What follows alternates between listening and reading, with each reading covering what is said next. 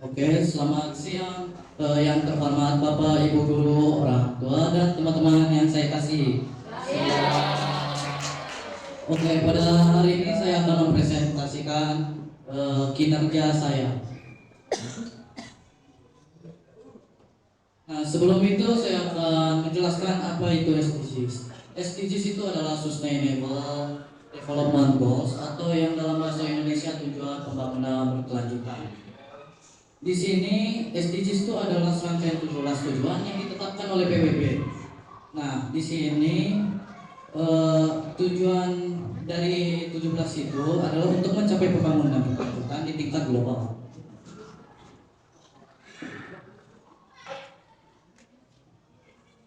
Oke, di sini saya mengambil salah satu dari 17 tujuan itu, yaitu SDGs 3, kesehatan yang baik dan kesejahteraan. Nah, di sini tujuan dari SDGs 3 itu adalah menjamin kesehatan yang sehat dan meningkatkan kesejahteraan seluruh penduduk semua usia. Lalu latar belakang SDGs ini lahir pada konferensi PBB atau Perserikatan Bangsa-Bangsa pada tahun 2012 di Rio de Janeiro atau Brasil.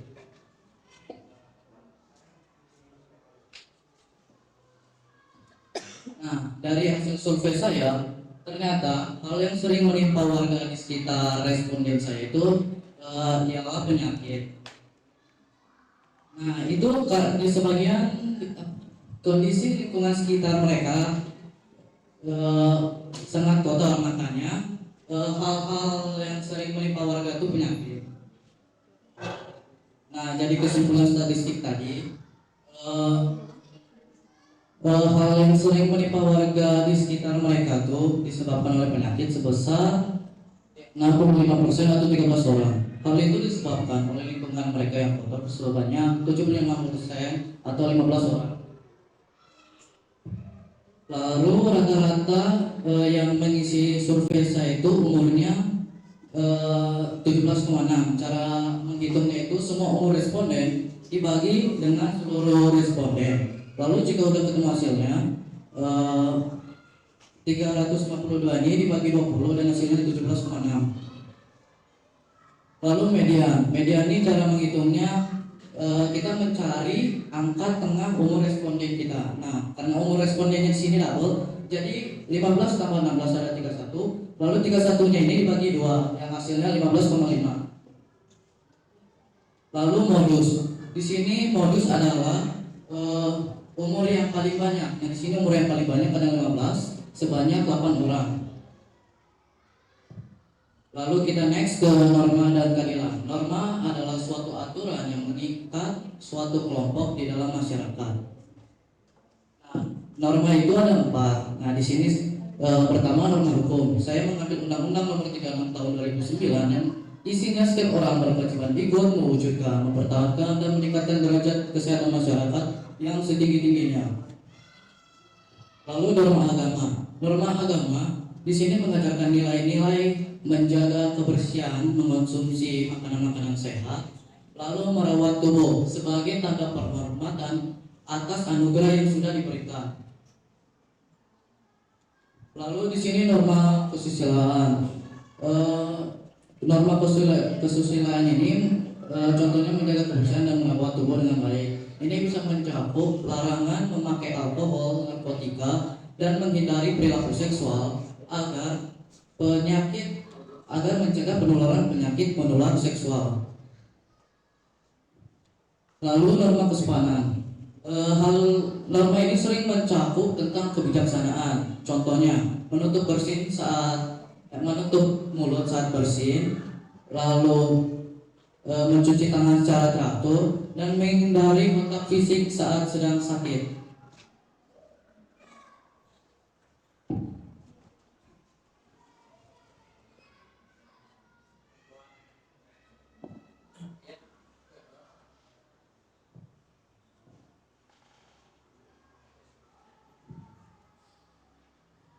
Ada videonya?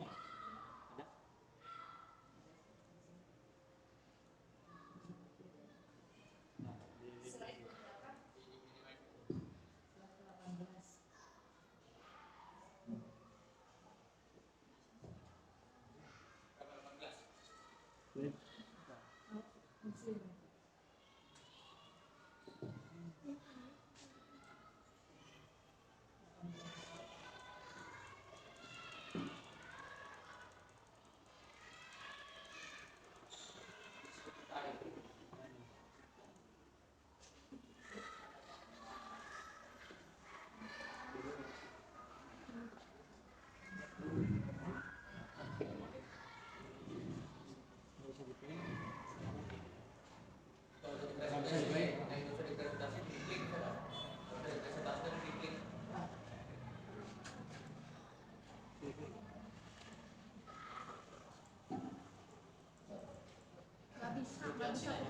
bisa ke play.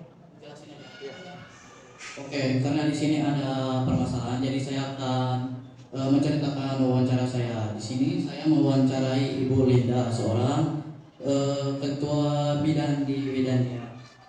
Lalu di sini saya bertanya, bagaimana kondisi lingkungan di sekitar bidan. Ternyata lingkungan di sana sangat bersih.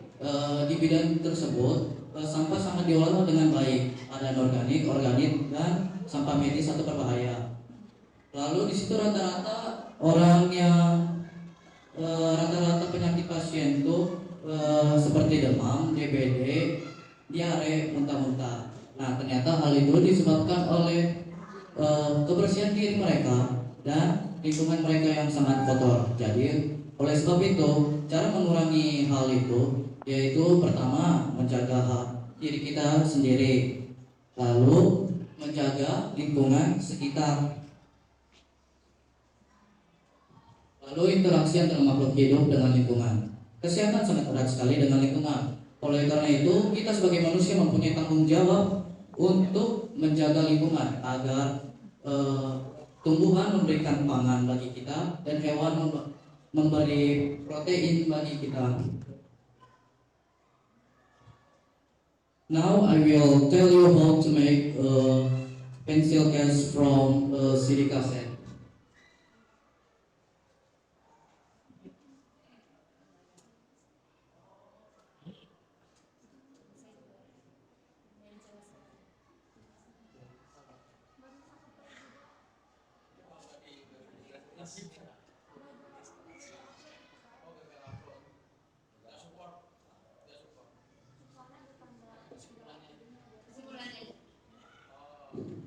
In conclusion, the process of the making pencil case and from CD cassette is proof of potential from recycling.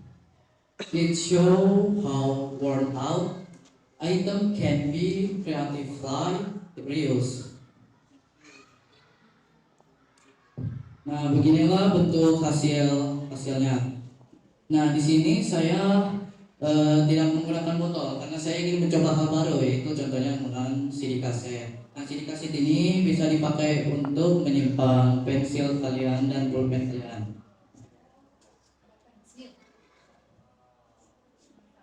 Lalu di sini pengeluaran saya. Di sini kas saya 30.000. Di sini saya membeli stik es krim harga 10.000, Lenfox 15.000, hiasan 5.000. Jadi semuanya pas satu balance. Debit 30.000, kredit 30.000. Lalu di sini saya akan menceritakan sedikit sinopsis cerpen saya. Jadi pada suatu hari ada seorang perempuan yang namanya Abigail. Abigail ini hari-harinya sangat sibuk sekali. Jadi dia hanya mendapatkan libur pada hari pekan saja. Nah, di situ pas banget hari pekan. Orang tua Abigail ini mengajak Abigail untuk pergi keluar kota. Nah, di situ orang tua Abigail mengajak Abigail ke mall. Tetapi karena Abigail ini suka sendiri, jadi dia menyuruh bapak ayahnya untuk menemani ibunya saja, dan dia pergi ke lantai 3 untuk membaca dongeng karena isi lantai 3 itu alat tulis dan dongeng, buku-buku dongeng. Lalu saat dia mencari buku dongeng, dia bertemu dengan Mike. Nah, dia melihat Mike sedang merokok. Dia tidak menyangka ternyata Mike seorang perokok. Lalu saat membaca dongeng, dia itu tidak fokus karena pikirannya tertuju pada Mike dan Mike. Lalu pas banget udah jam 9, dia pun ke bawah untuk pulang. Lalu besoknya dia pergi kuliah. Lalu Abigail ini bertemu dengan sahabatnya bernama Eva. Seperti pada omongan remaja pada umumnya, ya mereka berbicara tentang gebetan mereka sendiri. Ya, lalu tidak terasa waktu itu sudah jam istirahat. Lalu saat Abigail pergi ke kantin, dia melihat laki-laki membawa laptop putih. Ternyata itu Mike. Lalu malamnya Abigail ini ingin menyelesaikan tugas kuliahnya. Nah, di situ dia membuka HP sebentar. Nah, lalu tiba-tiba pikiran dia tertuju lagi pada Mike. Lalu dia membuka grup kelas, bukan apa, grup kuliahan dia. Lalu dia melihat nomor WA Mike. Lalu dia mengirim pesan, apakah kau yang di mall tadi? Ternyata iya. Lalu lama-kelamaan dari chat tadi, si Mike dan Abigail ini sudah mulai dekat. Nah, jadi Abigail ini sudah mulai tahu sisi buruknya Mike ini seperti apa. Lalu dia berinisiatif untuk menyadarkan Mike bahwa rokok itu sangat membahayakan bagi paru-paru dia. Jadi lalu besoknya Mike tuh mengajak Abigail tuh ke mall yang tadi, ke lantai 2 yang berisi kafe. Lalu dia memesan kopi-kopi kesukaan mereka. Lalu dia turun ke mall dan berbicara berdua di halte. Nah, di situ Abigail ini nanya ke Mike berapa rokok yang dia habiskan kemarin. Ternyata ada 7 rokok. Nah, Abigail ini marah kan, karena dia tidak menuruti perintahnya Abigail. Karena Abigail ini menyuruh Mike untuk merokok setidaknya 3 hari saja, tidak lebih dalam 1 hari. Lalu besoknya Abigail mengajak Mike ke rumah sakit untuk mengecek paru-parunya. Tapi si Mike ini tidak terima, dia membentak Abigail. Kenapa sih dia ngurusin saya gitu? Nah, karena bentakan Mike itu, si Abigail pun nangis dan berlari keluar ke rumah sakit. Nah, di situ Mike langsung merasa bersalah. Lalu dia mengejar Abigail, tetapi terlambat karena Abigail sudah pergi pulang menaiki taksi. Lalu besoknya Mike ini pergi kuliah, tetapi tidak melihat Abigail. Lalu dia bertanya pada sahabatnya, Abigail, Eva, di mana Abigail sekarang? Ternyata Abigail tuh sedang pergi ke Bali. Abigail Eva ini bingung, tumben saja Abigail tidak memberitahu Mike. Nah, ternyata Mike ini jujur ke Eva, dia sudah membentak Abigail nih. Eva pun marah, sahabatnya dibentak begitu saja. Ya udah, karena di situ lonceng sudah bunyi, mereka akan melanjutkan pembicaraan mereka di mall yang tadi.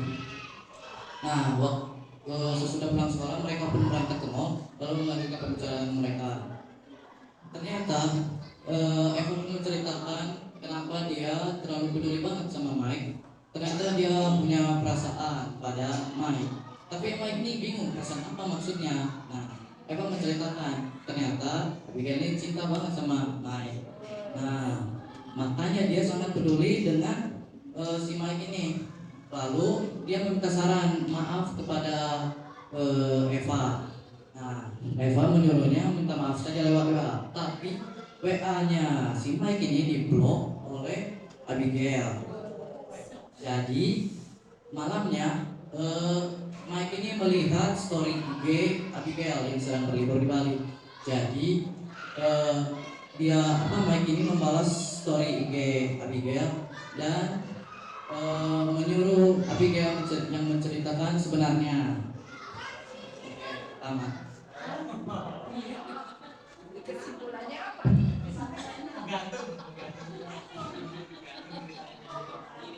Lalu di sini saya melukis. Nah, inti maknanya ini, kalau anggap ini sebuah tubuh kalian. Nah, tubuh kalian ini harus dijaga dengan baik. Contohnya dengan imunisasi, makan vitamin, tidak merokok, sering olahraga, rajin air minum, makan buah dan sayur dan lain-lain. Lalu di sini sikap dan pandangan gereja tentang Tuhan terhadap manusia. Nah, kita balik lagi ke awal dari survei saya tadi. Ternyata kasus kematian paling banyak itu disebabkan oleh penyakit yang dipengaruhi oleh lingkungan sekitar mereka. Jadi saya sebagai warga gereja, saya menjaga lingkungan sekitar dengan membuang sampah pada tempatnya, lalu memilah dan mendaur ulang sampahnya agar ekonomi saya meningkat. Jadi kita dapat double, lingkungan kita bersih, ekonomi kita meningkat. Hal ini juga terdapat pada Kejadian 2 ayat 15 yang berisi Tuhan Allah mengambil manusia itu dan menempatkannya dalam taman Eden untuk mengusahakan dan memelihara taman itu. Sekian dan terima kasih. Oke, terima kasih Mikael. Karena dari tadi aku sama Leo terus yang memberi pendapat, jadi ini langsung aja ya. Saya spontan tunjuk Noventri. Coba berikan pendapat tentang presentasinya Mikael. Gak apa-apa, dari situ aja. Ya, berikan apapun. Berdiri, aku berdiri. Boleh lanjut berdiri. Berdiri. Nggak kelihatan. Sedikit ada itu, kan ada beberapa yang bingung itu. Pak, gimana? Mungkin saya rasa juga. Diterima? Ya, oke. Satu lagi mungkin ya. Siapa nih, Le? Andrew. Oke. Andrew. Udah bagus. Ya paling tadi ada lupa-lupa doang. Oke. Paling ada lupa-lupa dikit katanya. Oke. Itu mungkin dari siswa. Sekarang Bapak Ibu dulu. Oke, silakan Bu Iin. Baik, terima kasih. Misalnya apa ya? Ibu ingin menyampaikan beberapa hal. Yang pertama itu ibu itu kagum sama kamu karena ketika di kelas itu kamu terlihatnya cenderung pasif ya, nggak seperti temennya lah aktif dan ini. Tapi ternyata ketika ada momen seperti ini kamu bisa selalu menyampaikan hasil kamu dengan baik gitu. Seperti yang waktu ujian waktu itu juga ibu melihat sama seperti sekarang, bahkan ada perkembangan. Nah, namun bukan bertanya ya, tapi sedikit saran dari hasil karya yang Mikael buat, itu kan sebenarnya salah satu solusi ya untuk menangani tadi lingkungan yang kotor, misalnya banyak sampah. Jadi kita recycle. Tapi tadi kalau nggak salah kamu malah beli stick ice cream ya untuk membuat itu. Padahal bisa lebih baik kalau kamu memang benar-benar mengolah sampah yang kamu temukan di lingkungan sekitar rumah kamu atau di sekolah bahkan. Jadi memang benar-benar cara yang kamu buat itu kamu recycle gitu sampah-sampah yang ada, bukan malah kamu beli bahan. Tapi kalau misalnya hanya untuk hiasan seperti itu mungkin ya itu nggak masalah ya kamu beli untuk mempercantik istilahnya secara estetika. Tapi lebih baiknya mungkin nanti ke depannya kalau memang tadi seperti yang Mika sampaikan bisa untuk menambah income juga, pemasukan selain lingkungan bersih menambah income juga, mungkin bisa memang benar-benar mengolah sampah yang ada di lingkungan sekitar itu lebih baik kalau menurut Ibu. Itu saja, terima kasih. Terima kasih Bu. Ada lagi? Silakan Bu Windy. Baik, Mike, terima kasih atas usahanya beberapa hari ini kamu terlihat tekun mengerjakan. Ini bertanya, yang survei ini daerah mana ya yang disurvei? Rata-rata Tasik, cuma ada juga di sebagian Sumatera. Sumatera? Waduh, jauh-jauh. Ya, soalnya ini ibu belum melihat kesinambungan ya, maksudnya yang menimpa warga, kemudian kondisi sekitar bersih atau tidak bersih itu kalau di Sumatera, maksudnya ibu belum melihat sambungannya dengan wawancara tadi. Kalau wawancaranya di mana? Enggak, ini wawancara sama ibu-ibu ini loh yang videonya tadi masuk ini. Wawancara. Ya, wawancara sama juga. Oh, yang di Tasikmalaya ya. Ya, jadi kalau misalkan datanya sampai kemana-mana kan misalkan saja ya, jadi tidak nyambung karena yang akan kamu olah itu kondisi di Tasikmalaya, gitu ya. Jadi datanya tidak perlu jauh-jauh dan di sini belum terlihat datanya itu dari daerah mana. Udah itu saja, terima kasih. Apakah ada lagi? Silakan. Baik, sama ya tadi yang pertamanya itu sebetulnya tidak di slide sendiri, tapi kan tadi kamu mendukung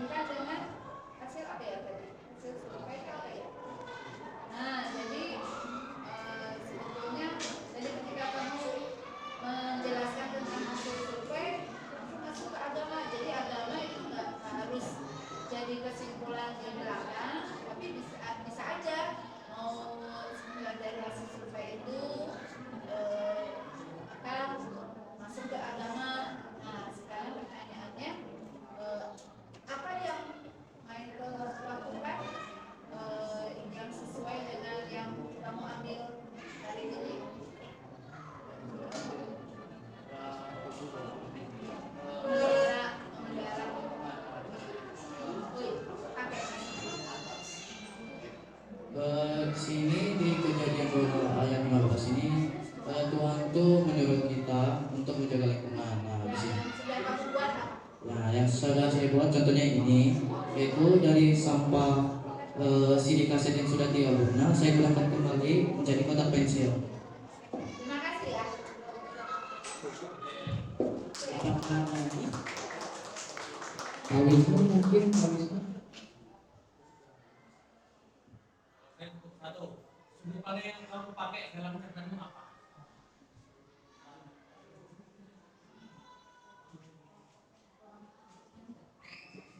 Kamu pakai beli jemput buat untuk pelaku utamanya atau bukan? Bukan. Ini menggunakan nama lain. Nah, namanya apa istilahnya? Istilahnya apa? Coba?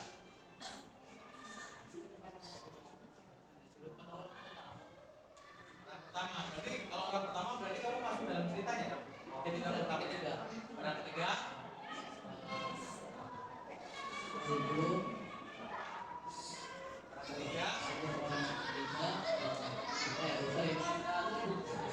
orang ketiga pelaku. Pelaku utama. Ya, itu ya sekali-kali boleh kok yang pelaku utamanya tadi kamu juga boleh. Ya, udah bagus ceritanya ya. Oke. Baik, terima kasih kalau ada lagi.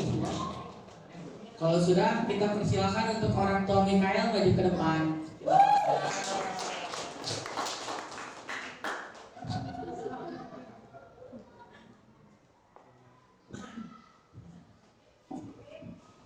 Terima kasih buat kepala sekolah pendidik semua. Saya nggak nyangka saya memang bisa. Kalian belum sangat pendiam. Kan saya luar biasa.